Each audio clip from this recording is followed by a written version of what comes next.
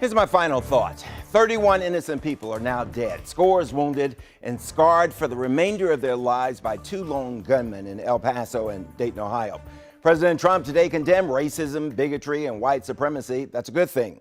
But there was no admission that his remarks have been divisive or racist and certainly unpresidential. President Trump didn't insist on any new gun controls. He did talk about keeping mentally ill people away from guns. The Senate has already blocked a measure for more strict background checks. The president cited video games as part of the problem, but other countries also have video games.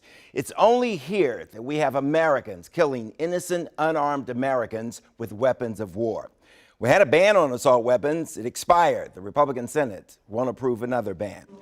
Do something is what people are demanding of elected leaders. If they insist on doing nothing, we'll keep getting the same results. It's just a matter of time, when and where and how many lives will be lost the next time. Folks, we can do a lot better than this. Let me know what you think. I'm on Facebook, Bruce Johnson, WUSA 9. We'll see you back here tomorrow for Off Script. Have a good evening.